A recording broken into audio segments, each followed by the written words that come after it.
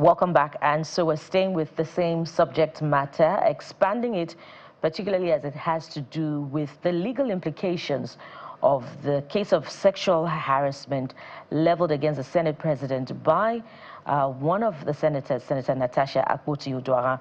And joining us for this particular one is Bathsheba Togwai, the senior legal counsel of CISLAC, who joins us from our Abuja studio, and Dorothy Njemanze, safeguarding expert and human rights activist, who joins us also from our Abuja studio. Ladies, thank you so much for coming through at this critical time. Thank you for having us. Let's start with the rules yet again.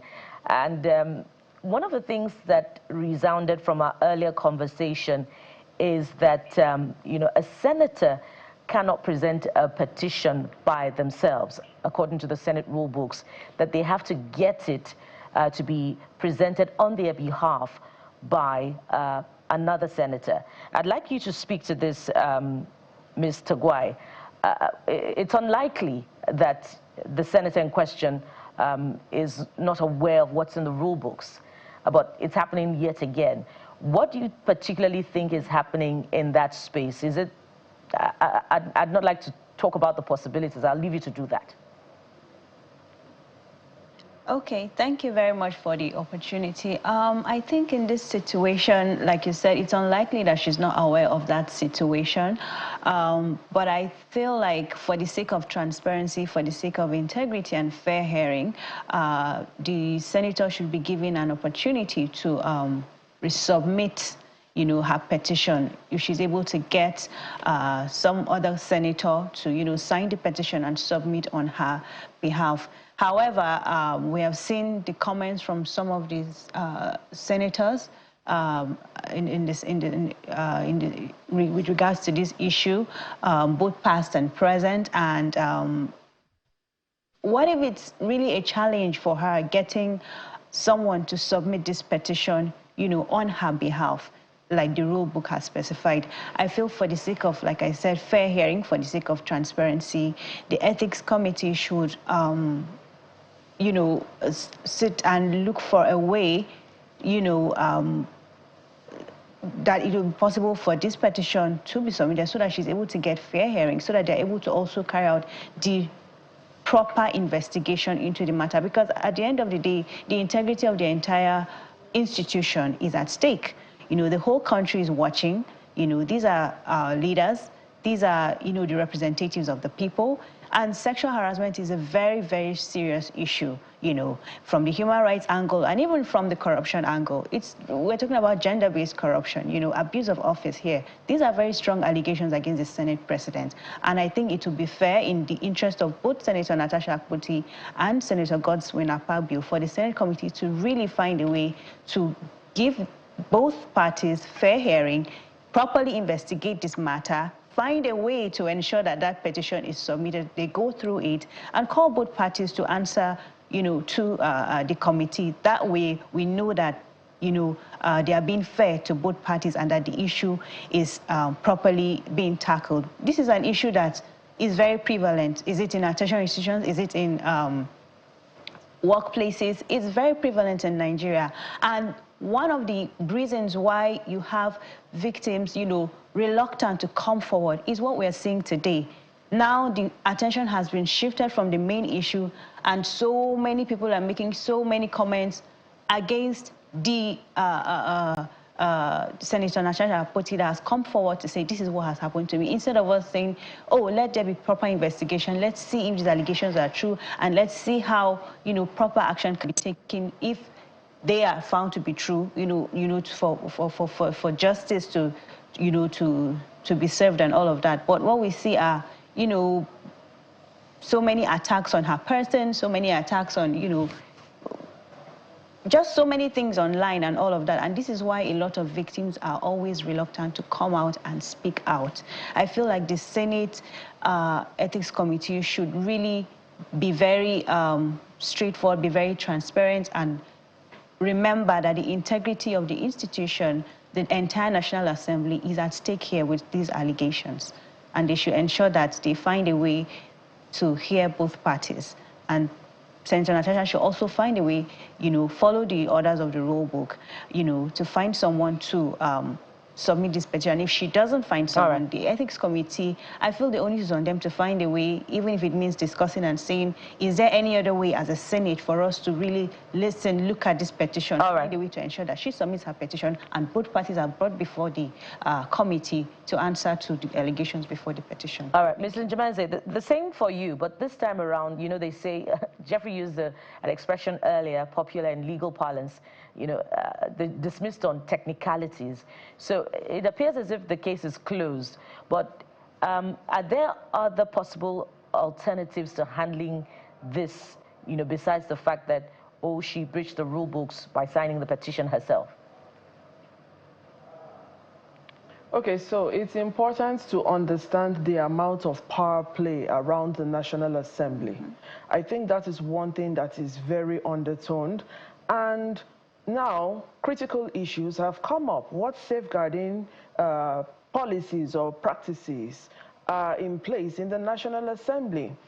Before now, I think it was very disheartening to hear things like, it was very disheartening to hear things like, when you're a senator, you cannot be exposed to any kind of sexual harassment. This has brought up a different kind of dynamic to all of this. And with safeguarding, everybody is intended to be protected from all harm or possible damage. Everyone, including senators.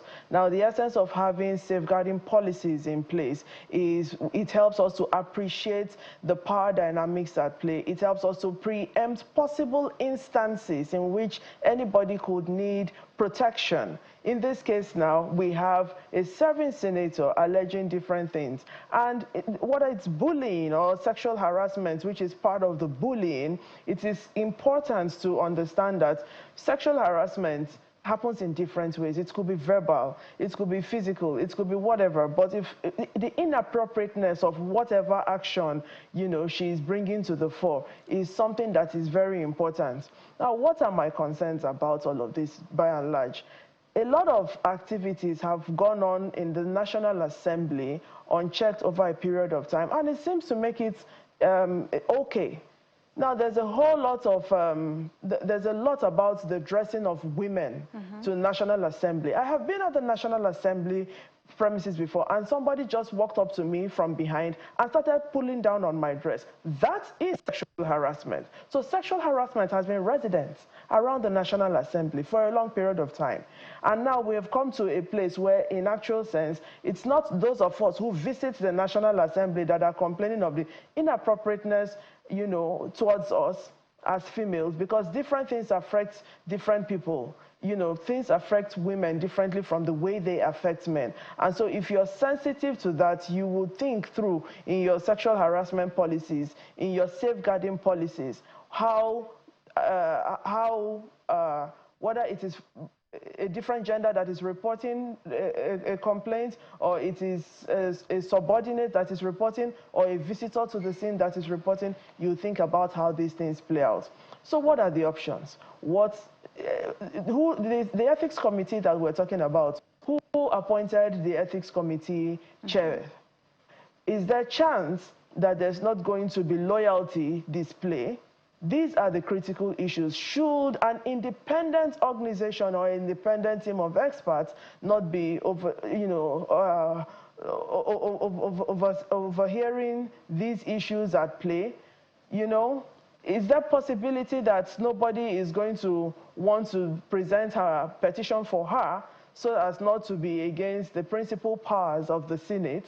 These are critical issues that that raise concern in this moment. Let's remember that the journey of Senator Natasha is one thing that a lot of young girls hold strongly to, the journey of Senator Natasha getting to the Senate. And so if these issues that are coming up, a lot of women who would come to the Senate or who would ever be in any public place or who are in offices, whatever the kind of office it is, have experienced some form of sexual harassment, some form of it. So if it gets to this point, it dampens the morale of the general Nigerian girl child, the young woman what is there to aspire to get to a place where power is supposed to be resident and is supposed to give you power, if when you, even with the power that you have, you know, if there's an infringement, so to say, on you, everything is skewed against you simply because you're female or you're expected to, you know, tuck it in like the mamas before, you know, had tucked it in. You know, a lot of questions are coming up right now. And the bane of it all is that, you know, there isn't enough by way of safeguarding around the National Assembly. And that is something that critically needs to be looked at. All right. You know, we need increased representation so that more issues that affect feminine folk would come up and be easily, would be better considered for a saner Senate. That gap is critical and cannot be overlooked. Mr. Jamanze, I think one of the most important things that must come out of this is that whatever happens, the substance of the case mustn't be thrown away, which has to do with the sexual harassment part. But I want you to give us a feeler of what you concluded or perceived or observed yesterday and the series of comments being made by both serving and past senators. A senator had empathized with the Senate president yesterday. A senator had alluded to the fact that he's in a character more like a serial accuser. One had even gone on TV to more like, is she the only woman? More like she's lying. I wouldn't know that's what it meant. A senator has also said it's content creation. Another senator has said, people at that stage are above sexual harassment. It was difficult to process some of these things that were said by senators of the Federal Republic. What did you make out of all these comments? Because she said yesterday she felt like she's being attacked. Well, the Senate is a reflection of the society in which we live. It's just like a police station. It's a reflection of society. A lot of views, a lot of positions are polarized against the female folk, and all of it is designed to force you into silence, to force you to disown your reality, whatever that reality is. I empathize with the National Assembly for not having good enough safeguarding policies. You know, whether it is safeguarding policies for the members of the, for the legislators, or safeguarding policies for staff in the place, or safeguarding policies for us visitors to the National Assembly. The role of the National Assembly needs to continually be respected, and the proper thing should be done. There needs to be proper safeguarding policies that recognize the different power dynamics at play. And I mean, it's a shame. From the comments of the senators already, we can tell that it's an unfair playing field for the woman. And so, if these are the human beings that are going to take charge of whatever investigation there is, then it begs to call for how much, what chance she has at fairness. And in this matter, I think it's time to start thinking out of the Senate for access, for possible justice for her. If, you know, for possible justice for her, we need to start thinking out of the Senate. You know, because we've even had people who've come up and infantilized her, called her a child, called her different things, amongst other things. Whatever it is now is, I mean, all the allegations that are coming left, right, and center is part of the power at play. But we don't need to lose the critical thing. Bullying has been brought up, and part of the bullying is sexual harassment that has come to play. And my question in this moment, as a safeguarding expert, is I want to know what are the procedures for safeguarding a senator of the National Assembly. Now, the safeguarding policies that I speak about are going to be beneficial to somebody like the Senate president in the event something is committed against the Senate president. So let's stop looking at safeguarding issues as if they're important only when women need them. They're important to men and they're important to women. They're important to ensure that we don't lose our humanity. Let's not get to a place where we're too busy trying to be senators and forget to be human. The importance of not losing humanity is because our constituents are the ones that are going to benefit from it. If you lose your humanity along the line, then chances that you lose touch with what your constituents want you to represent them with are higher. So every child who is in school today, every girl child who is experiencing some kind of molestation and is holding it in, is seriously watching to see what is going to come of this. We need safeguarding policies to protect even serving senators. My apologies, let's take it to Tagwai to have our input on this particular issue. I want you to look at, Tagwai, I want you to look at possible way forward here.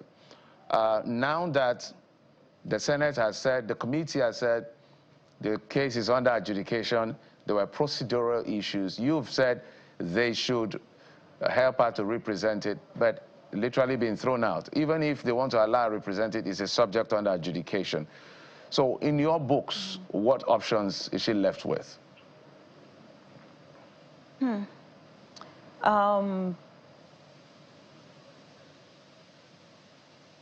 Well, I would say, first of all, I want to take a lead from what Dorothy said. The need for safeguarding, you know, policies. Safeguarding policies in place. Unfortunately, we don't have that yet. But maybe we should then begin to consider taking, you know, an independent investigation outside of the Senate, since, you know, the Senate cannot speak on the matter because it is before the court. However, the speaker that spoke before us mentioned that the issue that is before the court is the issue that she mentioned that happened in Akwa Ibom, you know, at the Senate President's house. But she also mentioned the issue that happened in the Senate, where she went to the office of the Senate President, you know, and, you know, to ask for, you know, and to understand why, you know, her motions were not being listened to and all of that. I feel like the odds are already against her. If you look at the comments, like we said, from past and present senators, comments from a lot of Nigerians and all of that, there's a power play going on, you know, and so if they want to investigate it, I feel like if they want to investigate it, if they want to take appropriate action, they will.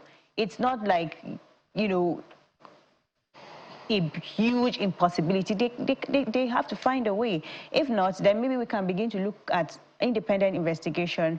Is there a possibility an independent committee or an independent investigation outside, you know, of the Senate to look into this matter? Because, like I said, it is also abuse of office, and abuse of office is a form of corruption as well. It is gender corruption when you decide to use your office, public office, you know, for personal gain. In this instance, asking for personal favors, you understand, to further, you know, abusing your office by asking for personal favors from someone within the office. And so these are other areas that we can begin to look at. But like I said,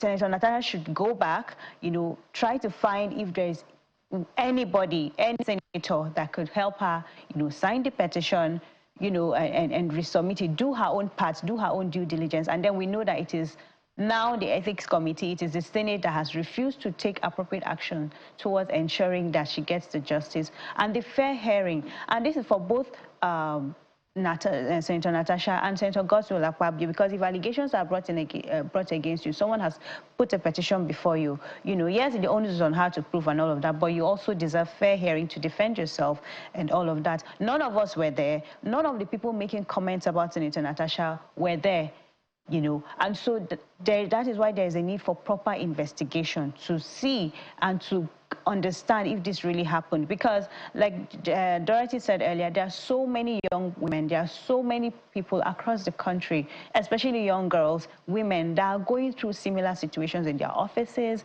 in their schools, and all of that. And the challenge that victims always have is this, the bullying that comes with it. The main issue is forgotten, and then people begin to attack your person, and there are so many obstacles that are put, you know, in the way of you accessing justice. And so people just decide to just hold it in, live with the stigma and all of that. And it's a traumatic experience. Nobody wants to hear. People begin to say, oh, you know, just all sorts of comments, which is very, very discouraging. And for people who are perpetrators, they are also watching. they are also watching, and so they will see, okay, they might even be taking, notes and saying, okay, maybe in order to hide our actions, in order to defend our actions, these are things that we can do so that our victims don't speak out. And so there is a larger ripple effect of this that we are not even seeing. This is a very prevalent issue in Nigeria. I don't know how, if, National Human Rights Commission releases, a database of, gender-based violence and human rights violations across the country. And you need to see the data. Monthly, they do that. They have it. If you want it, you can go to National Human Rights Commission. It's on the rise. This is an issue that we need to really take very seriously. And like I said earlier, the integrity of the National Assembly, the integrity of the Senate, the integrity of even these individuals is at stake here. And so they should many more would agree with you, Mr. Gwai, that these issues have greater implications, particularly for women representation at the Senate going forward after this episode of sexual harassment allegations. But we must anchor at this point, and thank you very much. Bathsheba Togwai, Senior Legal Counsel, CISLAC, who joined us for this discussion from our Abuja studio, and Dorothy Injemanze, safeguarding expert and human rights activist, who also joined us from our Abuja studio. Thank you so much, ladies, for your insights on this very important topic. Thank you very much for having us. We are all Natasha, and everybody deserves a safe place to function, irrespective of the level they are at. Yes. Yeah, and that's the new line. Clearly an ongoing conversation. But from issues of propriety in the Senate to our health, your health, that's where we're headed this time around. After this break, join us again.